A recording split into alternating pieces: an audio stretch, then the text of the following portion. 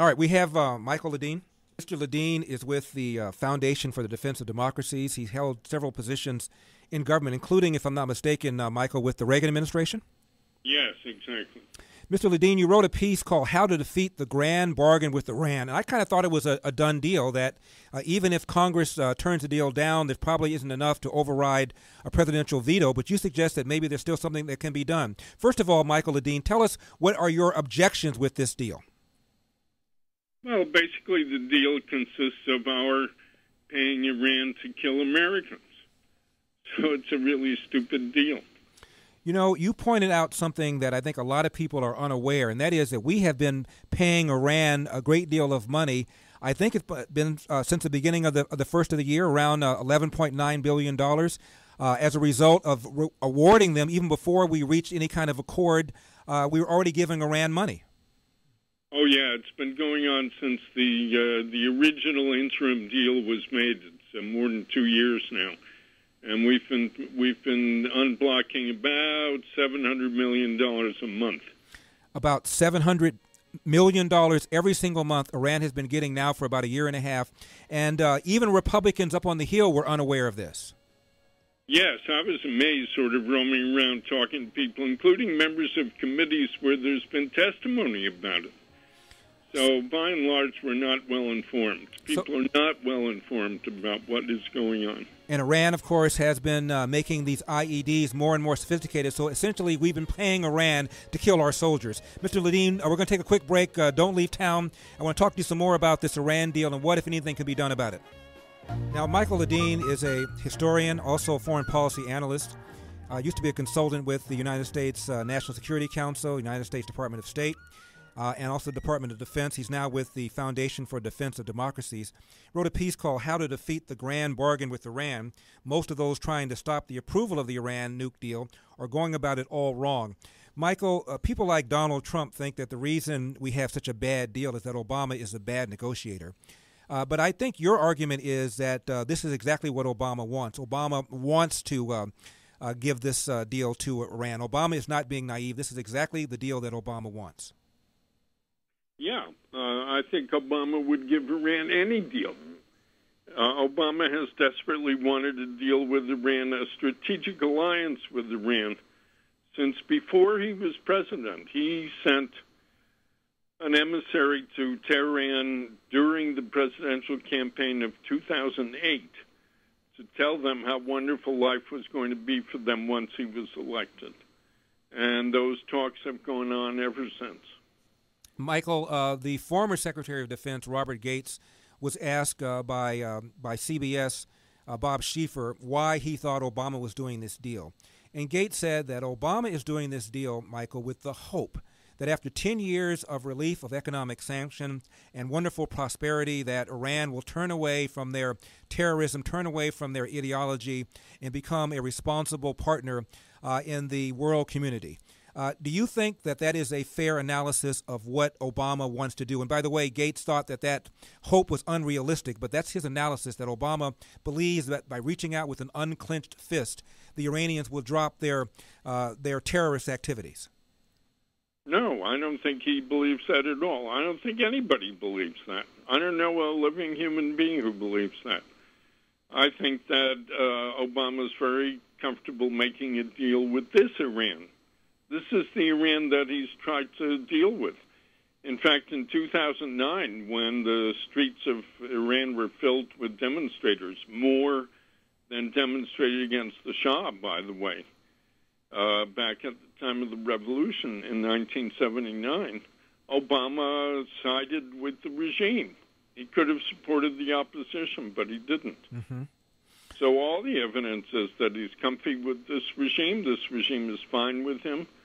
And he wants to be their buddy, wants to be their ally. I use two metaphors talking about it. I don't know which one is right. One is the battered wife, because it seems not to matter how many times they call him names, insult him, spit in his face, walk away from deals, and so on.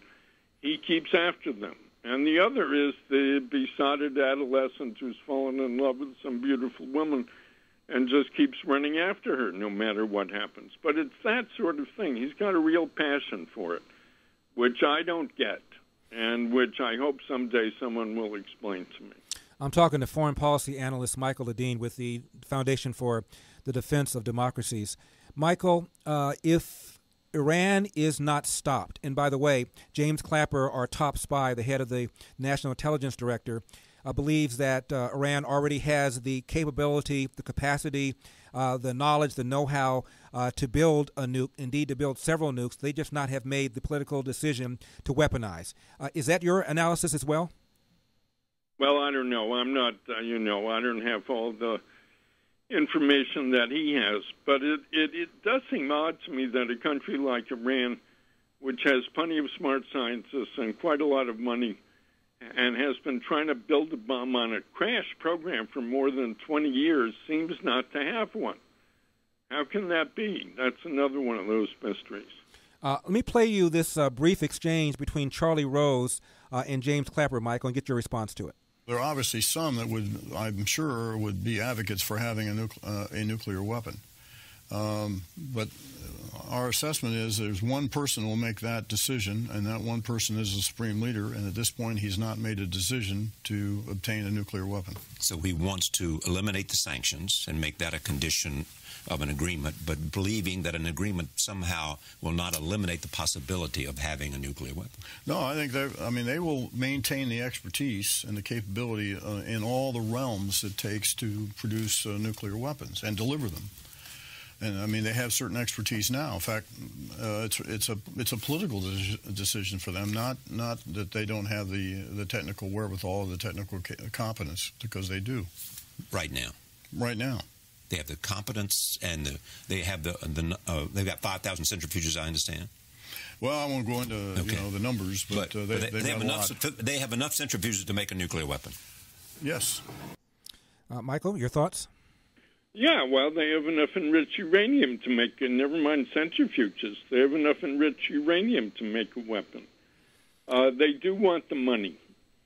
And it just seems to me that the Supreme Leader, Ali Khamenei, is getting the best of everything right now, because what he really wants from us is money, and he's getting money. Sanctions are effectively over. That stuff we've been paying them, the $700 million a month, plus the whole world now assumes that sanctions are over, so people are flocking to Iran to make trade deals, and banks are going to reopen, and the key to this is to watch and see if they're permitted back into the SWIFT network, which is what they need in order to do oil sales effectively on the international market. That has not yet happened.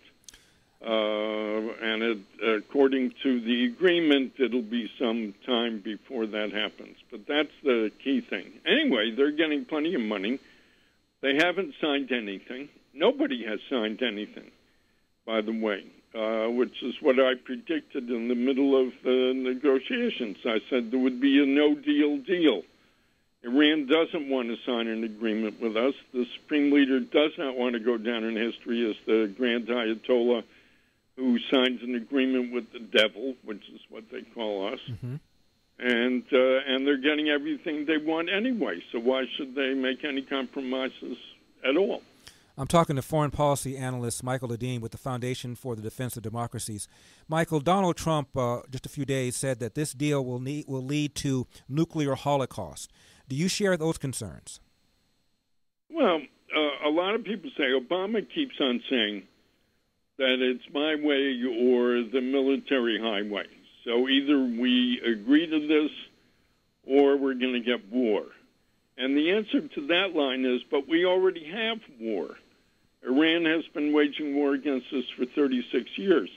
We're just giving them more wherewithal to keep on waging war against us. We have yet to respond to all this. They've killed thousands of Americans in all over the world, most recently in Iraq and Afghanistan. And we are not moving against them. We're not doing anything. What should we do? We should bring down the regime. We should support the Iranian opposition inside the country. We should do to them exactly what we did to Gorbachev.